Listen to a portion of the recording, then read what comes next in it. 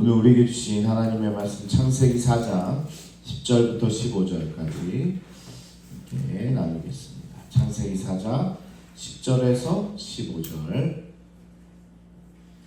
한 목소리로 같이 봉독하겠습니다. 시작.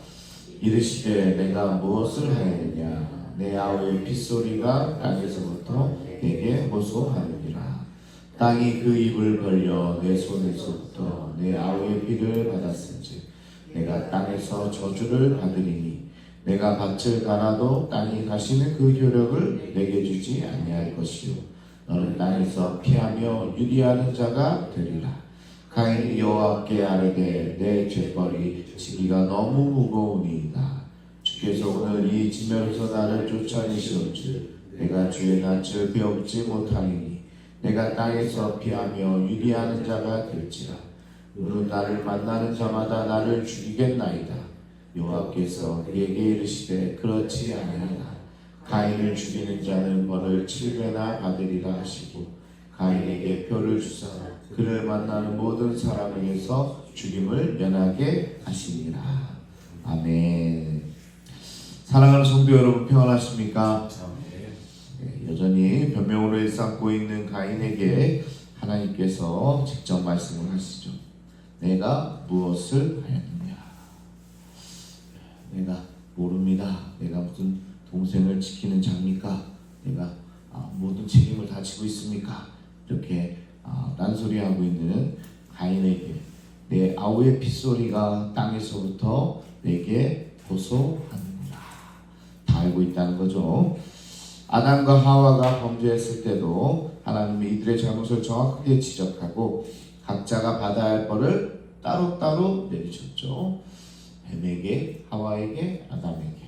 이번에도 마찬가지입니다. 가인이 변명과 원망에도 불구하고 아벨의 죽음이 그의 책임이라고 명시하고 그에 따른 벌을 내리고 계십니다.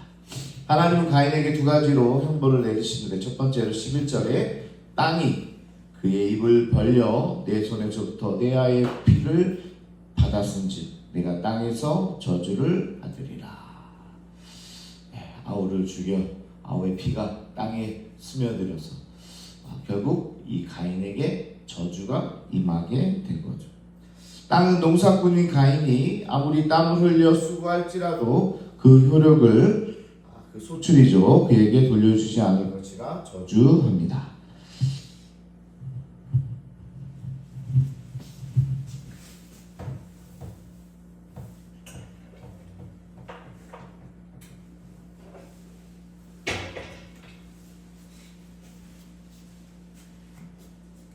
어떻게 보면 농사꾼에게 있어서 밭에 소출이 없다는 것은 크나큰 타격이죠. 열심히 이제 농사를 지어도 그 농사 일한 만큼의 소출이 발생하지 않게 된다.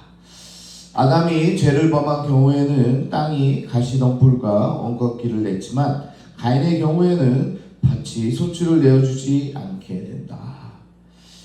아담에게는 수고하여야 땅을 읽을 수 있었는데요. 가인에게 땅을 갈아 엎어 농사를 지어도 양식을 얻을 수 없게 된다. 누가 더 힘들 것 같아요? 가시덤불과 엉겅퀴를 낸 것보다 소출이 발생하지 않는 이 모습이 더 어려운 거죠. 그래서 하나님의 심판이 점층적으로 강화됨을 보여주고 있다는 겁니다. 두 번째로 12절에 너는 땅에서 피하여 유리하는 자가 되리라. 유리한다. 이렇게 돌아다니는 자가 된다.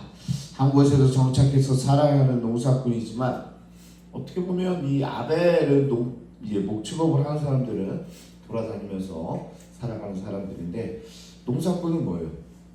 내가 지어놓은 밭에서 소출을 얻어야 되는데 돌아다니면 되겠습니까? 그런데 오히려 이 가인이 끝없이 유리하는 떠돌이 생활을 해야 된다는 겁니다. 생각해 보세요. 농사꾼이 밭에서 소출을 못하고 또 돌아다니다니까 얼마나 힘들겠습니까? 어떤 일을 한다 해도 정착과는 거리가 멀 테니까 유랑생활이 될 수밖에 없다라는 겁니다. 평생 농사만 지었던 가인에게 매우 가혹하게 느껴질 수도 있겠습니다. 받아들이기 참 힘들었을 겁니다. 그러면서 유랑생활을 하게 된다는 것은요, 부모와 가족 그리고 나아가 하나님과 분리됨을 의미한다. 가인은 죄벌로 이 땅에서 쫓겨나게 되고 더 나아가 주의 낯을 배웁지 못하게 된다라는 거 이야기하고 있습니다. 주의 낯을 배웁지 못한다. 그래도 이 에덴 동산에서 쫓겨났어도 가인이 하나님을 배울 수 있었던 것 같아요. 하나님과 대화할 수도 있었고 하나님과 사귐이 있었는데 이제는 그의 낯을 배우지 못하게 된다. 하나님을 배울 수 없는 게 결국 지옥의 삶입니다. 하나님을 뵙지 못하는 삶, 하나님을 바라보지 못하는 삶이 지옥의 삶이라는 겁니다. 그러니까 예배하지 못하는 상태가 지옥의 삶과 같은 거죠. 아무리 돈이 많다고 해도 하나님과 함께하지 못하고 예배하지 못하면 지옥의 삶을 살아가는 것이다. 가인은 자신의 마지막 보호벽을 잃게 되는데요. 하나님의 낯이 임하지 않으니까 모든 것을 잃게 된다. 이는 마치 늑대 앞에 양처럼 무방비 상태로 노출된 것이나 다름이 없다라는 겁니다. 그래서 하나님을 떠나면 좋을 것 같죠? 뭐든지 자기 마음대로 할 수 있을 것 같죠? 그게 아니라 막 그 늑대 떼들 앞에서의 양처럼 완전히 무방비 상태가 되는 겁니다.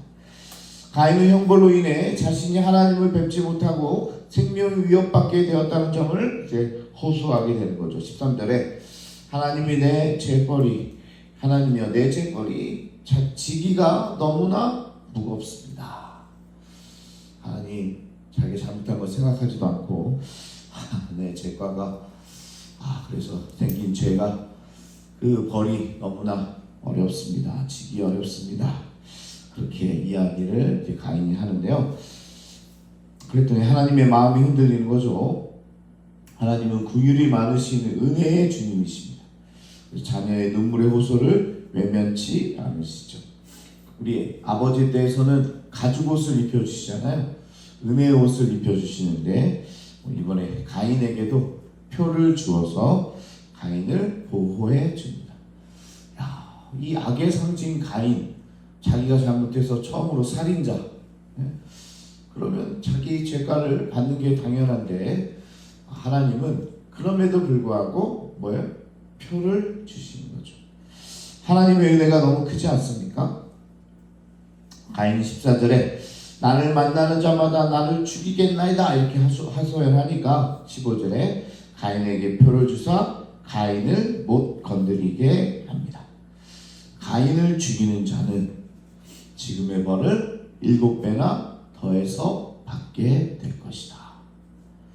그리고 하나님의 도장이 거기에 딱 찍혀 있는 거죠. 탕탕탕. 그럼 건들 수 있겠습니까? 없겠습니까? 엄청난 벌을 받았는데 거기에 7배를 더 하겠다. 그래서 만나는 모든 사람에게 죽음을 면케하셨다는 거죠. 이는 가인을 범죄자로 낙인찍히는 것이 아니라 보호해 주시는 하나님의 용서와 자비의 표가 되었다는 겁니다. 마치 그런 의미가 있는 거죠. 자기 동생을 죽인 살인자라는 낙인이 세상 사람들에게 다 찍혀 있지 않겠습니까? 가인이 볼 때마다 이렇게 혀를 차면서 동생을 죽인 최초의 살인자 이런 어떻게 보면 낙인이 되어 있는데 표가 있는 거죠. 그럼에도 하나님께서 용서해 주셨다. 그러니까 너희들도 건들지 마라. 너희들이 건드는 순간 7배의 벌을 받게 될 것이다. 어떻게 보면 이 표가 666 뭐 이런 거에 악인의 낙인이 아니라 하나님의 자비의 표입니다. 건들지 못하도록 하는 은혜와 용서의 표라는 거죠. 하나님 형벌을 내리시는 와중에도 구원을 약속하신다. 오늘 이 사실을 볼 수 있습니다. 우리가 잘못해서 벌을 내리시는데 그 벌을 내리시는 가운데서도 은혜를 베푸시는 분이 하나님이시다. 아무리 큰 죄인이라도 그의 생명과 삶이 하나님께서 보호해 주겠다는 은혜를 여기서 드러내고 있다. 얼마나 감사해요. 그죠? 죄 가운데 있어도 거기에 은혜가 있다는 것입니다. 하지만 명심해야 할 것은 죄는 절대로 무효화시키지는 않는다는 겁니다. 이 점도 알아야 돼요. 우리가 죄를 짓고 우리가 벌을 받는데 하나님께서 은혜로 갚아주십니다. 그러나 죄를 안 지은 상태로 돌이키지는 않는다라는 겁니다. 죄는 여전히 우리 가운데 죄로 남아있는다. 하나님은 가인을 용서해 주면서도 죄를 없애주지는 않으셨다라는 것 자체를 오늘 우리 성경을 통해서 볼 수 있습니다.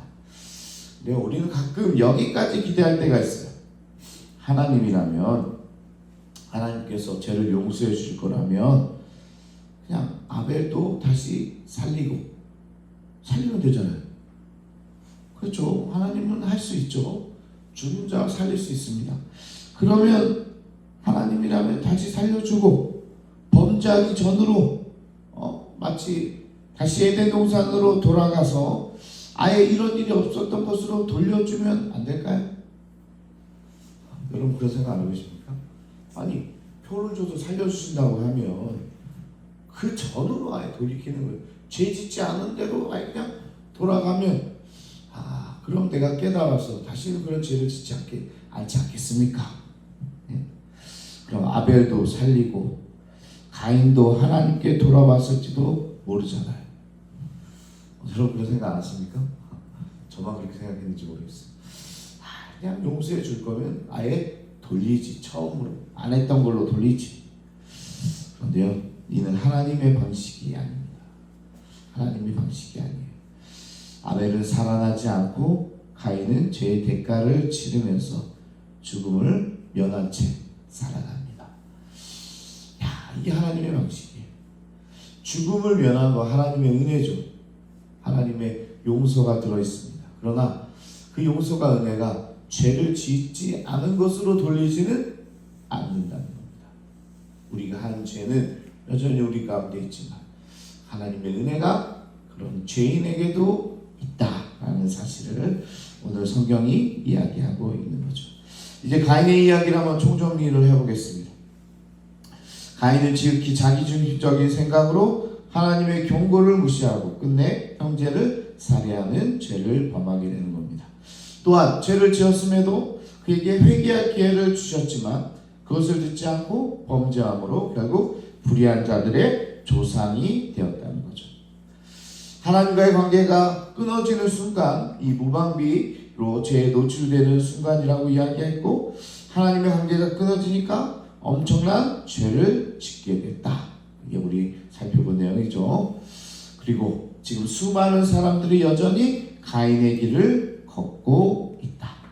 가인뿐만 아니라 우리 모두도 그런 무방비 상태로 죄에 노출되어 있다. 그리고 죄를 짓는 순간 형벌과 멸망으로 가는 지름길이 될 거다. 그러니까 우리는 거기서 돌아서야 된다라는 겁니다. 그럼 우리가 지금 어느 위치에 있을까요? 여러분 우리가 어느 위치에 있을까요? 막 아벨을 죽이려고 하는 위치에 있을까요? 거기에 있는 사람도 있겠죠. 그리고 아벨을 죽인 후에 그 상태에 있는 사람도 있을 겁니다. 아벨을 죽이고 나서 하나님께서 회개할 기회를 주시고 있는 그 순간에 있는 사람도 있을 거예요. 그럼 어떻게 합니까? 이 세 가지 순간에서 여러분 어떻게 하실래요? 그 순간에서 돌이켜야 됩니다. 돌이켜야 돼요. 그래야 하나님의 은혜가 거기에 있다는 거죠. 속히 하나님께 돌아오는 것만이 참된 생명을 얻는 길이다. 우리는 스스로 의로워지기를 원하지만 문 앞에 엎드린 채 우리를 노리는 죄를 결코 떠나보낼 수가 없다. 그러니까 우리가 죄 가운데 있을 때 돌이켜야 되고 또 하나님께서 표를 주셔서 우리를 용서해 주실 때 돌이켜야 된다. 죄의 사슬을 끊지 못한 우리는 더욱 하나님과 멀어진 삶을 살게 될 것이다. 이거는 가인만이 아니라 그 후손인 우리에게도 이어지는 삶이다. 하지만 하나님께서 이를 그냥 내버려 두지 않으시고 우리를 위한 특별한 이벤트를 준비해 놓으셨다. 그게 뭐죠? 그게 바로 십자가입니다. 십자가. 가인에게는 표를 주셨지만 우리에게는 뭘 줬어요? 십자가. 예수 보혈의 흔적을 남겨주셨습니다. 그 낙인, 흔적, 스티그마라고 하죠. 우리 십자가의 어떻게 고난을 우리에게 표로 주셨다. 덕분에 우리는 하나님의 표를 얻게 되었고 죄와 죽음으로부터 생명으로 옮겨질 수 있는 그 표를 간직하게 되었다는 겁니다. 하나님은 가인에게 끝까지 표를 주어 생명을 보존하셨듯이 우리에게도 십자가의 보혈로 새로운 기회를 주십니다. 근데 그 기회가 내게 마지막 기회일 수도 있다는 거죠. 그래서 이 기회를 여러분 붙드시기를 축복합니다. 붙들지 않으면 나중에 천국 가서 생명책에, 천국 문 앞에서 생명책에 내 이름이 없어서 당황하는 여러분 없기를 바라면서 오늘 마지막 주신 기회라고 여기고 오늘 십자가를 받으시길 바랍니다. 그러면서 돌이켜서 하나님의 은혜 가운데 거하고 죽음에서 생명으로 옮겨지는 여러분이 모두 되시기를 축복합니다. 우리 함께 기도하겠습니다. 오늘 기도할 때요, 우리 가인의 삶이 우리랑 다르지 않습니다. 가인만 특별히 잘못해서 이런 지금 벌을 받고 있는 게 아닙니다. 우리 모두도 다 그런 죄 가운데 있는 거예요. 그리고 우리 그 순간에 있습니다. 아버지 하나님께서 사랑의 표를 주셔서 마지막으로 십자가를 허락하여 주셔서 죽음에서 생명으로 옮길 수 있는 기회를 허락해 주셨어요. 지금이라도 돌이켜야 됩니다. 돌아서야 됩니다. 그 은혜를 받아들여야 됩니다. 그래야 하나님의 자녀로서 살게 되고 생명책에 이름이 영원히 남게 되는 그런 놀라운 일들이 우리에게 있을 줄로 믿습니다. 오늘 단순한 가인의 어떤 잘못과 또 하나님의 용서의 표가 아니라 그게 나의 삶에 적용이 되고 오늘 내게 주시는 하나님의 표로 받고 십자가를 붙들고 살아가는 여러분 되시기 바랍니다. 지금이라도 돌이키고 하나님의 은혜의 표를 들고 다른 삶을 살아갈 때 가인이 우리에게 준 이 교훈대로 우리가 새로운 삶을 살아갈 줄로 믿습니다. 오늘 그런 삶을 살아내는 여러분 모두가 되길 바라면서 이 시간 우리 주여 한번 부르시고 우리 통수업으로 함께 기도하도록 하겠습니다. 주여